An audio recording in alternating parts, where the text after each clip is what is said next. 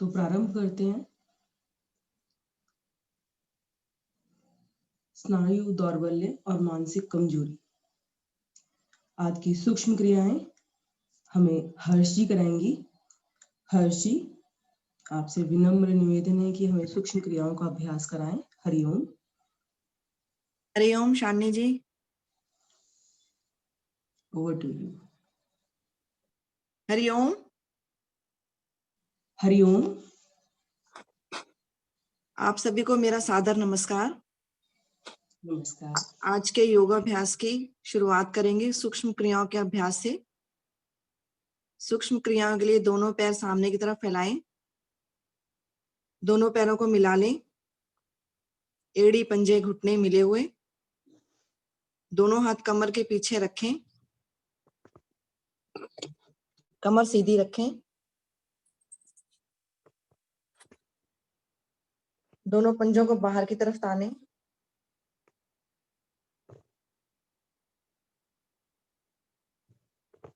श्वास भरें और पंजों को अपनी ओर तानें, खींचे अपनी ओर।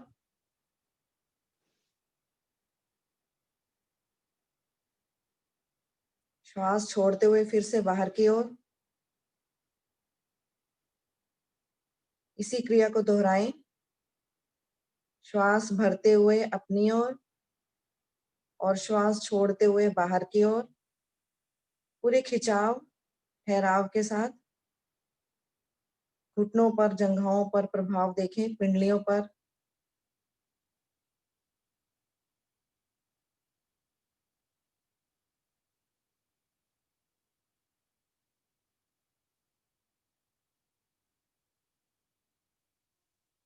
श्वास भरते हुए अपनी ओर, श्वास छोड़ते हुए बाहर की ओर। पंजों को पूरा तान कर करें, ढीला ना छोड़ें। कमर भी सीधी रहे, कमर पीछे झुकी ना हो। मध्य में लाएं दोनों पंजों को और अपनी एड़ियों को स्थिर रखते हुए पंजों को गोलाकार घुमाएं। पहले क्लॉकवाइज, फिर एंटी क्लॉकवाइज।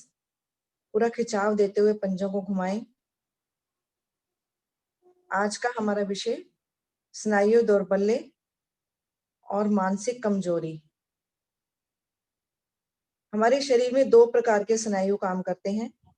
एक तो वे जो हमारी भावनाओं और संवेदनाओं को, हमारे अनुभवों को हमारे मस्तिष्क तक पहुंचाते हैं, और दूसरे स्नायु वो होते हैं जो हमारे शरीर के कमजोर अंगों तक रक्त पहुंचाकर उन्हें पोषित करते हैं। अगर ये स्नायु ठीक प्रकार से काम ना करें, किसी प्रकार का इनमें विकार आ जाए, तो इसे ही स्नायु दौर्बल्य का नाम दिया गया है। मध्य में ले आए दोनों पैरों को, दोनों हाथ अपने घुटनों के दाएं बाएं रखें और बिना सहारा दिए अपनी दाईं टांग को ऊपर उठाएं और पंजे को आगे पीछे चलाएं।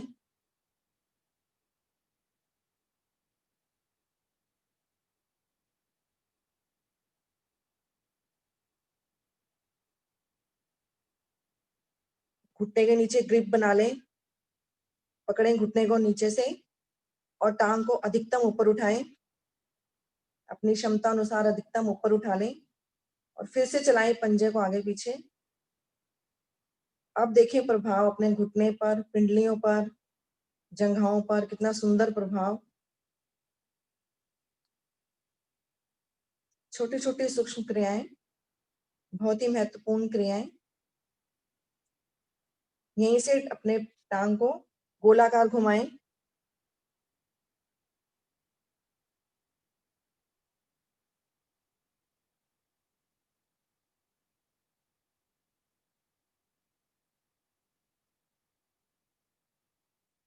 विपरीत दिशा में भी घुमा लें।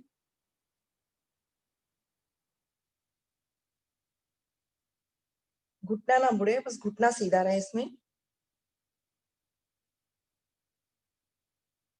आ जाएं वापस, पैर पैर के साथ मिला दें। दोनों हाथ हमारे घुटनों के दाएं बाएं। यही क्रिया बाईं टांग से करेंगे। बिना सहारा दिए बाईं टांग को पहले ऊपर उठाएं और पंजे को चलाएं आगे पीछे, बाहर की ओर खींचें, फिर अपनी ओर ताने।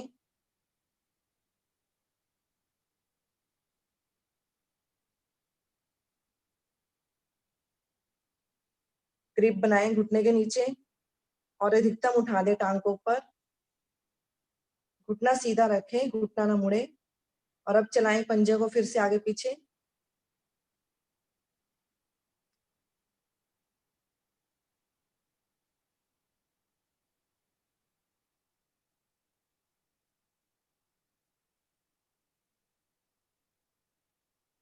यहीं से अपनी टांग को गोलाकार घुमाएं,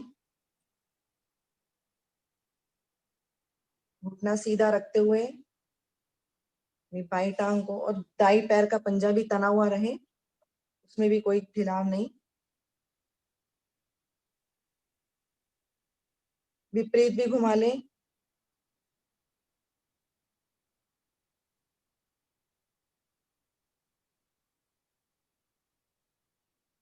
आ जाएं वापस, श्वासों को सामान्य कर लें। दोनों हाथ घुटनों पर रखें, श्वासें सामान्य करें।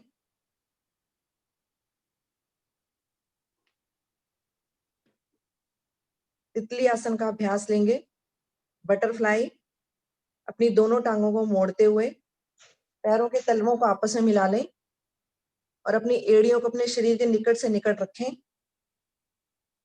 दोनों हाथों की उंगलियों को फंसाएं और उससे पैरों के पंजों की ग्रिपिंग करें, अच्छे से पकड़ लें पैरों के पंजों को। और अब चलाएं घुटनों को ऊपर नीचे, कमर सीधी रखते हुए। कोशिश करें कि घुटने नीचे आए तो आसन से लग जाए। एड़ियां अपने शरीर के निकट से निकट रखें तो ज्यादा प्रभाव पड़ेगा। हमारी जंघाओं के जोड़ खोलने के लिए बहुत अच्छी क्रिया और साथ ही साथ पद्मासन लगाने में भी सहायक की क्रिया। अगर हमें अपने आसनों की तरफ पूर्णता की तरफ बढ़ना है तो हमें इन छोटे छोटे सूक्ष्म क्रियाओं को भी लगन से और मन से करना चाहिए, तभी हम आगे करने वाले आसनों का पूर्ण लाभ ले सकेंगे।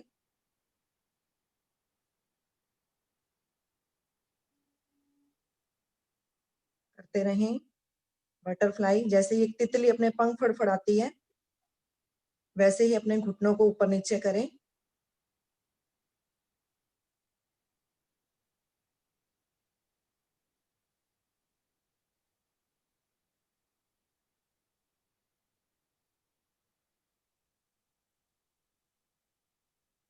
आ जाए वापस, दोनों हाथ कमर के पीछे रखते हुए अपनी श्वासों को सामान्य करें।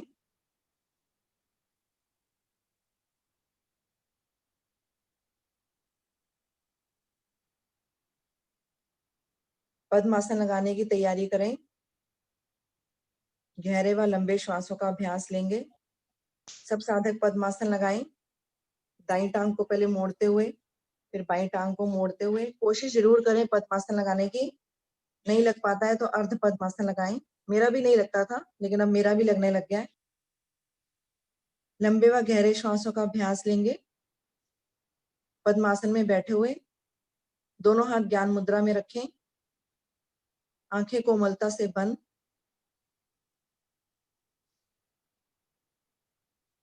धीरे धीरे श्वास को बाहर निकालना आरंभ करें। इतना अधिक बाहर निकालें कि हमारी नाभि रीढ़ मूल से लग जाए, पिचक जाए नाभि पूरी।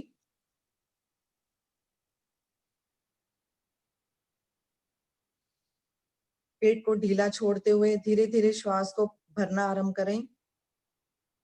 लंबा और गहरा श्वास भरें, कंठ तक श्वास भर जाए। मूल बंद भी लगा लें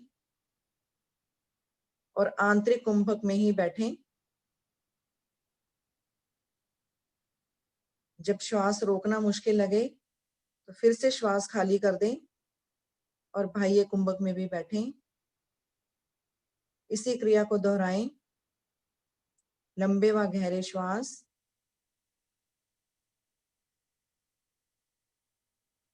धीरे धीरे श्वास को भरें, रुकें और धीरे धीरे ही श्वास को खाली करें।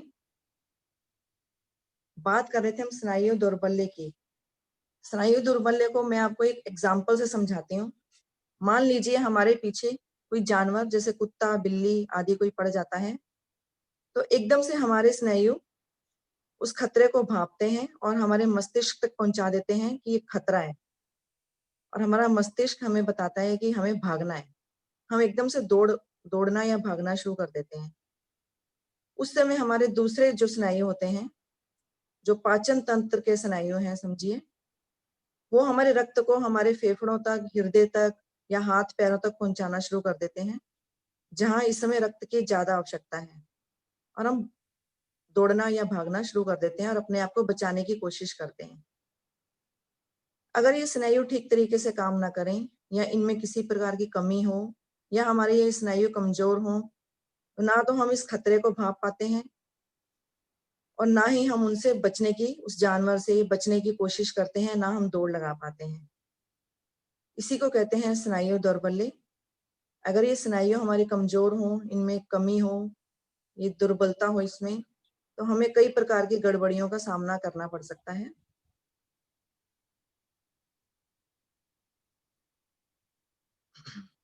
अपनी अपनी आवृत्ति पूरी करते हुए, श्वास को बाहर निकालते हुए सब साधक वापस आएंगे। श्वासें सामान्य करें, शांत बैठें,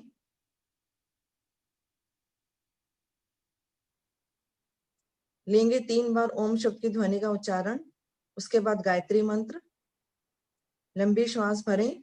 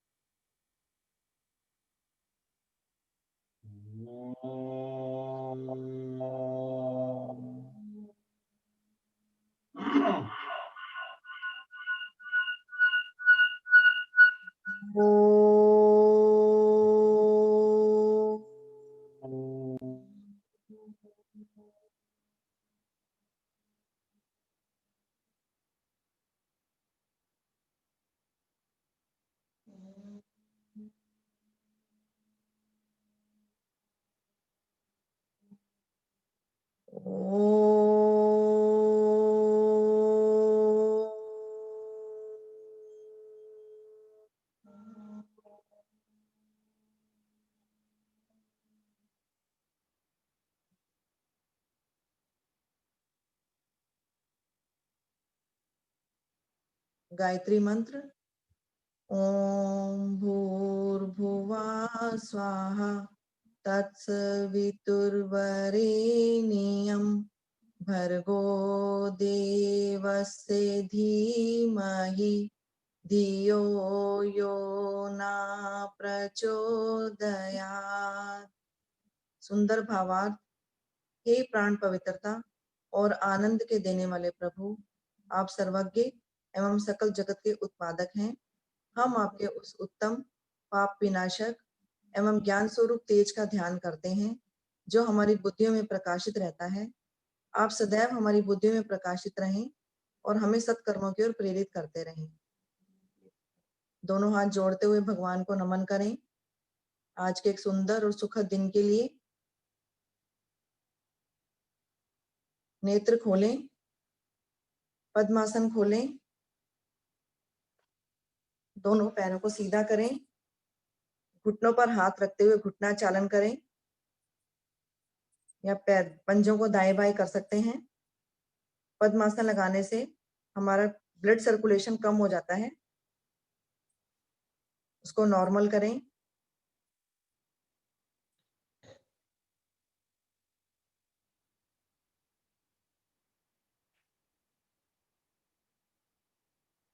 दोनों टांगों को मोड़ते हुए घुटनों से आसन पर बैठें। कोशिश करें बिना सहारा लिए बैठने की। दोनों हाथ सामने की तरफ रखें और अब पंजों के बल बैठें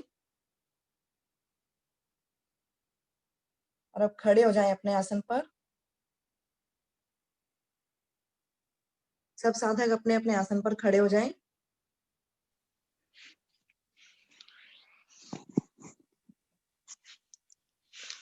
सूर्य नमस्कार का अभ्यास।